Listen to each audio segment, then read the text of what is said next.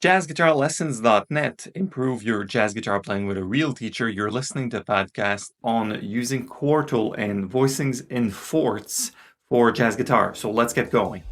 Welcome to Jazz Guitar Lessons, where we help guitarists learn jazz faster, express themselves more fluently, and have fun along the way. My name is Mark, and if you're looking to learn jazz, form better practice habits, and especially if you enjoy a French accent, make sure to subscribe. This is a topic that I wish I had covered sooner, honestly, because there is a page on the website and there are two old videos, those with, you can still see on YouTube that old drape, like dark red drape, and I have a blue shirt and a blue guitar. I'm a bit younger, I would say, a bit fatter in the picture as well. And I talk about these two concepts. So the first video goes in detail about how do you extract voicings in fourths and how they're built and where they come from, etc. And the second one is more about the applications on actual minor 7 chords, dominant chords, and major chords. And I want to do both over this podcast. And this podcast format gives me a little bit more time to go in details about what it is and how. So just to recap, for those of you who are totally new to what fourths voicings are and what we call them quartal, as in French, we say for a fourth, we will say une carte, carte as in the word quatre, four, and we say jazz guitar quartal voicings. And basically, if you look back at a famous example is that, so what, right? This type of voicing is actually a whole bunch of fourths, the fourth interval, that is stacked on top of, each note on top of one another. Now, this was deemed in a way revolutionary in that time because chords are typically built in thirds. So if I take a C note, I will go C, I'll go C, D, E, that's a third above, C, E, and then G, and then you get your good old C cowboy chord, right? So fourths voicing no, let me go C, and let me find actually 4 notes above it. So 1, 2, 3, 4, that's a fourth, and then another fourth, so on. So that's more aligned with what an actual fourth voicing is, right? It sounds a little bit different, and it's interesting because if you start to do it, and you'll notice I favor minor chords to do that. If you start to play your typical D minor 7 chord shape that we're all familiar with at the 5th fret, that's sort of a bar. If all you do is simply remove that third finger and you go, get D, G, C, and F. That still contains the root, the third, and the seventh, so the shell, our favorite shells, and there's one more note, so it winds up being a D minor 11, actually, right? And you can run this through the scale, which is something you might have done with some of your teachers. What I like to do personally is deconstruct it a bit further. Coffee sip, sorry. Got to keep the engine running through the day. So I like to keep deconstructing it a little bit further and start with a point that a lot of people haven't thought of, in my opinion, and this is totally my own approach in detecting fourths. So I prefer to build fourths down from a certain point. And if you've taken any of my courses online, or if you've seen my YouTube video, one thing I like to do a lot is play on individual strings. So we'll start with this C note on the second string. So this is 1st fret, 2nd string. And we will build the C major scale on that string. C, D, E, F, G, A, B, and C, and back down. And the point for this is I'd rather have that scale guide us through fourths that are built below that note. So you can still play your scale and go, this is where the fourths are. So if I have my C note, and of course you can also find the reference for this in a blog post on the website. It's an older one, but it's been refreshed recently. There's a sheet music, so you can follow along to this if you're interested. It's called Quartal Harmony for Jazz Guitar, something like that. I should know. I wrote it, but I don't remember everything I've published online. So C, if you go from C and you go down a fourth, you have to go 1, 2, 3, 4. So you're going down the scale C, B, A, G. So G is a fourth below C. So you're going to play it like this. And then below G, I'm going to skip over, go a bit faster. You get a D. That's your open D. So that's your first quartal voicing. Sounds beautiful, right? And I love it because it's sort of in the middle of the guitar as well.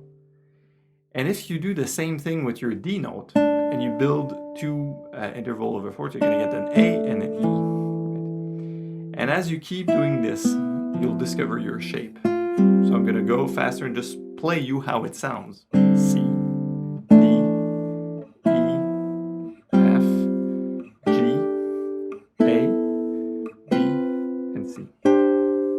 And back down. Isn't that beautiful? So now you have the full deck. It's not just, starting from a C root. You have this ability to use it in chord melody as well, because the melody note is what's guiding you.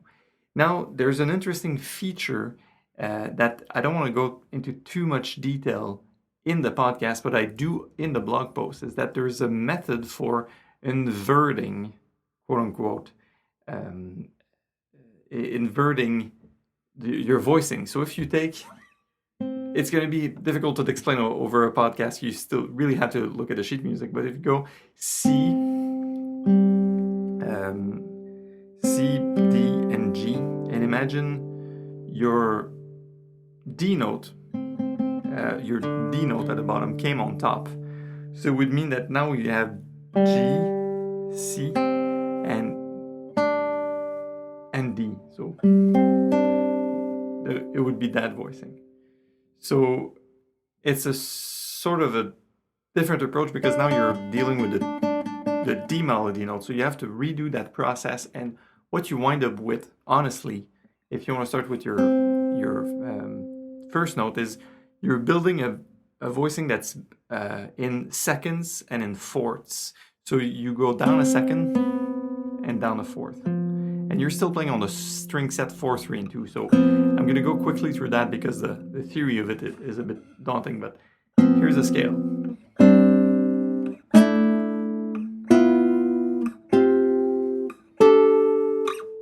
And we're back at C. So point being, this is a really interesting structure. And none of these chords have names, really. They're just... here's a fourth and a second. And the first one I played you is okay, this is how you stack fourths, and you take it through the scale. Now here's how you stack a fourth and a second, and you take it through the scale. So these structures would be available in contexts where C major is played, or some mode of C major. It might be D Dorian, might be another mode, right? And now remember, we've done this. Sorry, that's my mouse on my desk. Now we've done this with only 3 notes. So there are a lot more structures that you might want to start to explore. For instance, what if you did that first one and you want to keep doing the same intervals through the scale, and you just say, I'm going to add a fifth on top. Why not? Why not? Right? And then go. What you wind up doing is actually you're doubling another note. But you can build intervals with sixths and thirds and fourths and whatever rocks your boat, and take that structure through the scale, right? So that's one way to proceed. So the last inversion we have to cover, there's pure fourths was the first one. Then seconds and fourths. Remember, the structure is constant, but it's taken through the scale. So interval qualities vary, and the last one is fourth and second. So a fourth down and second. So it says second and fourth. So, and those are basically. Oh, I love that sound so much. Almost had forgotten about those. And this idea here is these 3 examples are pure fourths, then fourths and seconds and fourths, and they come from inverting the pure fourths. Okay, I know that's a little bit brainiac, but I really encourage you to check out the video and see what you can come up with, because I'm playing this now and you might be like, yeah, so what? But the so what is, well, this is C major. It's all good in C major, but what if you have a B Locrian riff? Or what if you have an E Phrygian riff, like something Spanish? voicings, they all work because they all work in context. So it's not learning to comp with chords anymore. It's like learning a dynamic method of comping that you pick out any chord from the scale and it will work, right? That's sort of where I'm going. So that's a harsh truth, and then I'm going to relax a little bit and give you a little bit more information about the second part. In the video, actually, that's the second video I shot. Sip of coffee once again. Hey guys, real quick, if you're enjoying this episode so far and you're interested in taking your jazz guitar playing to the next level, please reach out to us. We've helped thousands of guitarists improvise on standards at a level they didn't even think was possible. So link in description or visit jazzguitarlessons.net to start today. Okay, back to the episode. And that's where you all go, yeah, Mark, like you've just given us 7 times 3, 21 voicings on guitar, and going, well, you could even add more if you decide to add more structures to it and take that through scales. What if you took it through melodic minor? What if you took it through harmonic minor, melodic harmonic minor, other exotic scales? And I'm going to go, okay, yeah, you're right. And in the second part, we look at minor 7, dominant 7, and major 7, and say those are the best, quote-unquote, voicings to use that are sort of quartal. They're not all quartal, but they come from the pentatonic scale, right? There's this sort of implied relationship between the seconds and fourths and the pentatonic scale in sound and also on the fretboard of the guitar. If you haven't uncovered this, you will, I'm sure, as you keep practicing.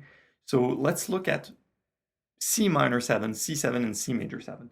What would be good? That's notated in the PDF for the second video, part 2 quartal. The first one would be this. So my root is here, but I'm not going to play it. There's this one, which is simply playing F, B flat, and E flat. So as I was saying earlier, that's a so what voicing, and that voicing, a whole step up, is a very good option. And then there's 3 more. And what I love about this is all these voicing.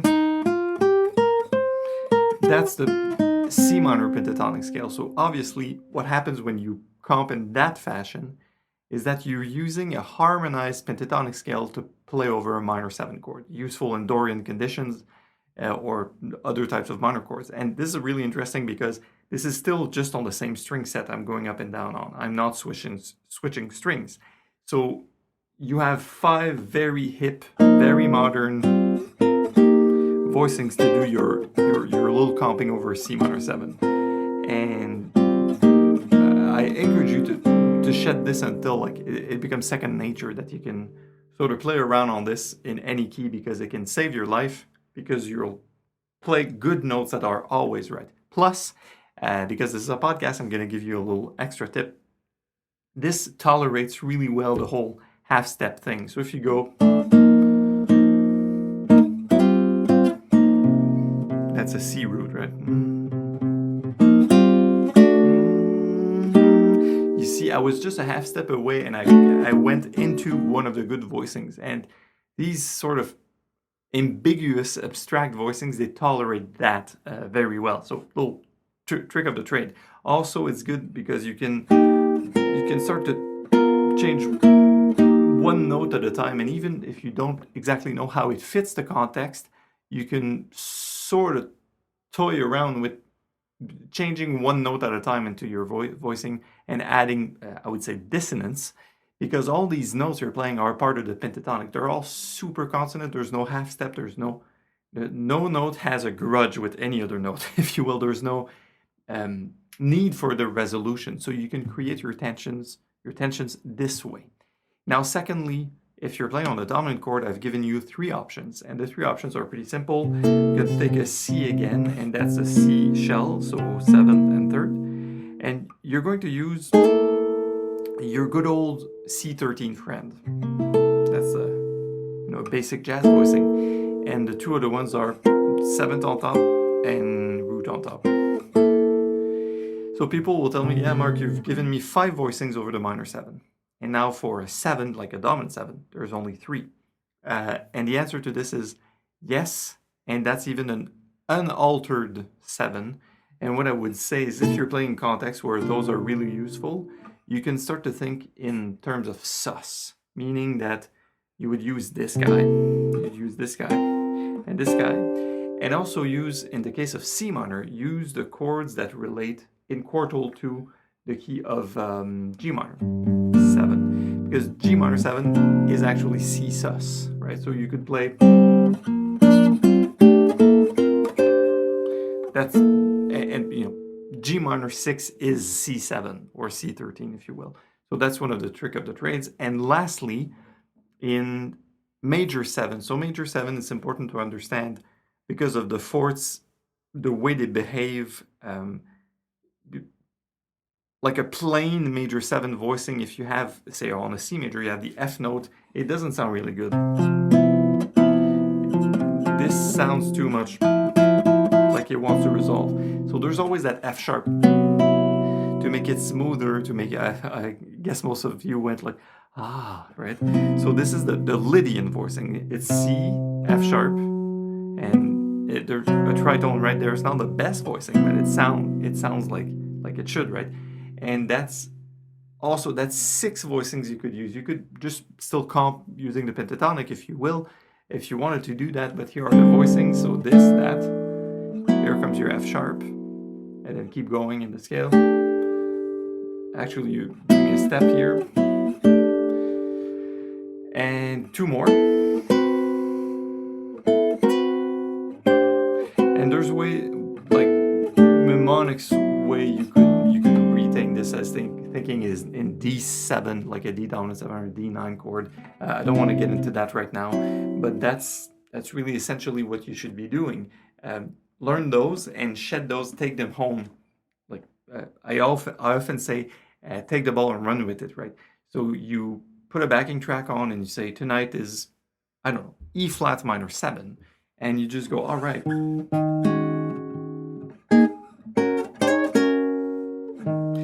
Right? So you just shed it.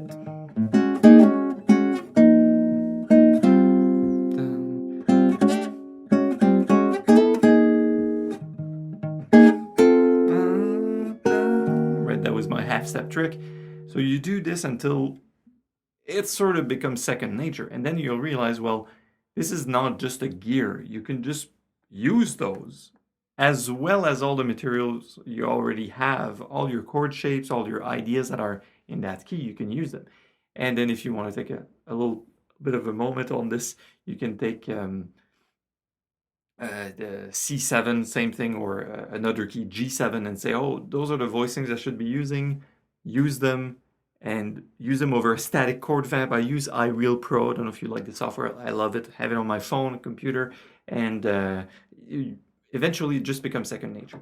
So that's, I would say, I would advise you to start at the end. Start with the really applied stuff that's fun to play on, and then go back to the stuff I talked about in the beginning of the Quartal podcast and the Quartal video, which is building your scales like this and really understanding everything that's in it. And eventually you'll start to comp more in terms of thinking of scales rather than always thinking of a precise chord shape. And one of my favorite jazz guitar authors, Randy Vincent, in his book, Three Note Voicings, he says, this is the concept of dynamic comping, versus just being static comping, being chord shape comping. No, all the notes in the scale are sort of good, and you decide which ones you want to hear. And of course, Randy's method and my method goes a long way in just describing what the shell is, the third and seventh, where you can play them on the fourth and third string and fifth. And so, you move these things around, then you add extensions, and then you got something going on,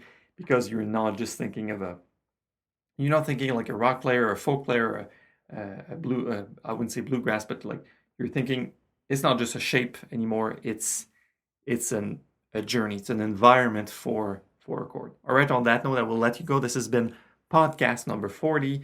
My name is Mark from jazzguitarlessons.net. Thanks a lot for listening. Please feel free to post comments at the bottom here. There's a forum.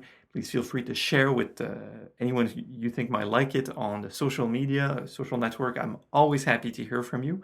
And I will see you soon on jazzguitarlessons.net. Improve your jazz guitar playing with a real teacher. Take care.